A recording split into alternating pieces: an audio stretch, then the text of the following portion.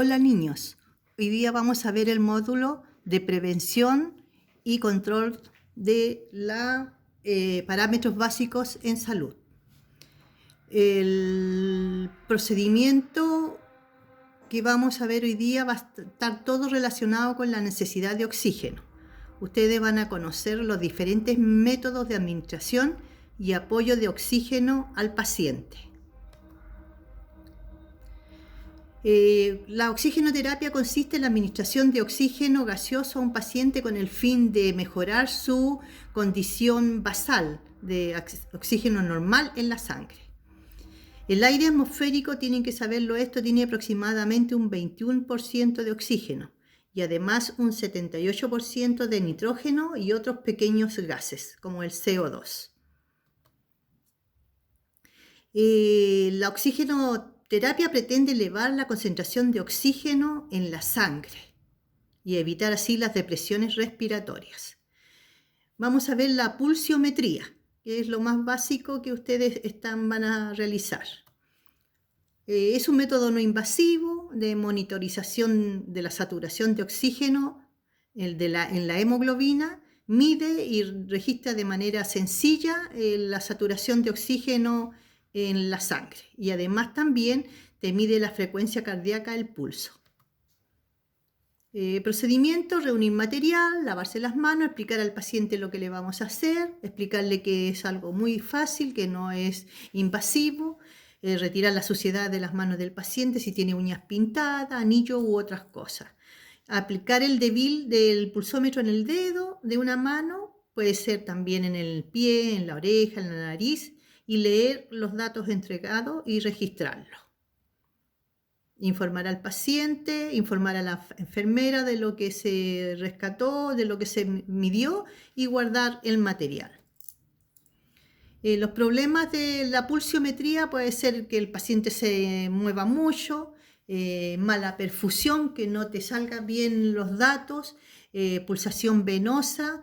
Generalmente en pacientes con presión alta ocurre esto, interferencia luminosa, que no se vea bien, anemia del paciente, que no te registre el dato, y esmalte de uñas. Los valores normales que van a estar entre 90 y 100% de oxígeno.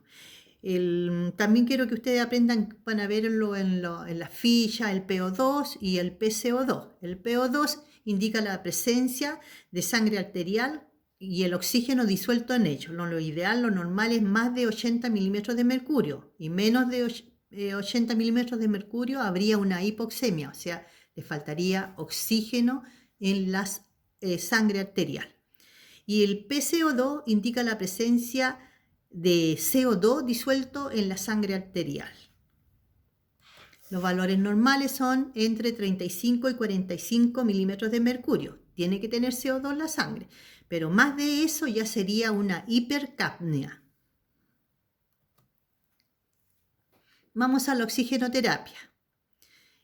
Vamos a ver los sistemas, cómo se administra el oxígeno. Hay de dos formas: central, que es una fuente que se genera desde tubería, que salen a las unidades de los pacientes, a las clínicas, a los consultorios. La toma de oxígeno se sitúa generalmente en la cama del paciente.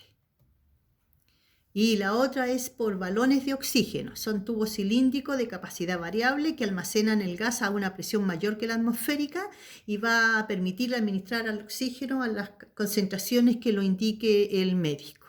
Esto generalmente se usa en domiciliaria, en consultas dentales, en consultas privadas, etc. ¿Qué elementos se emplean para administrar una oxigenoterapia adecuada? El manómetro, que es el medidor de la presión a que se administra el oxígeno. El caudalímetro o flujómetro, que es el dispositivo que permite la salida de oxígeno. Está graduado en litros por minuto.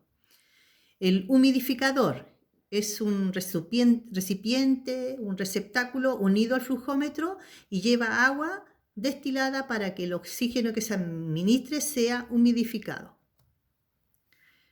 Ahí tenemos una fotito donde están mostrando los diferentes elementos de la oxigenoterapia. El balón, el regulador de oxígeno, el manómetro, el caudalímetro, flujómetro y el humidificador. ¿Qué dispositivos vamos a usar para administrar oxígeno? Tenemos las mascarillas, hay de diferentes tipos. Se utilizan para administrar oxígeno en forma rápida y durante pequeños periodos. Puede administrar oxígeno desde 24% a 100%. Están mascarillas de alto flujo, la mascarilla Venturi, mascarilla simple, etc. Yo se la englobé en una sola porque después se tienen que ir viendo más adelante. Después tenemos la cánula nasal o mascarilla nasal. Es un tubo de plástico que se desdobla en un extremo, se coloca en los orificios de la nariz y se adapta a las orejas. Administra un oxígeno menor a 40% de oxígeno. Las tiendas de oxígeno se usan en pacientes muy inquietos y generalmente en niños. Esto ya no se está usando mucho, pero sí en neonatología, en pacientes prematuros, están usando estas tiendas de oxígeno, dan un porcentaje hasta 100%.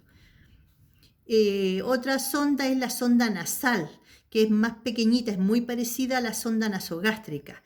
También se administra oxígeno a través de una sonda de 25 centímetros de longitud y se localiza, se introduce por la nariz a la faringe y administra menos de 40% de oxígeno.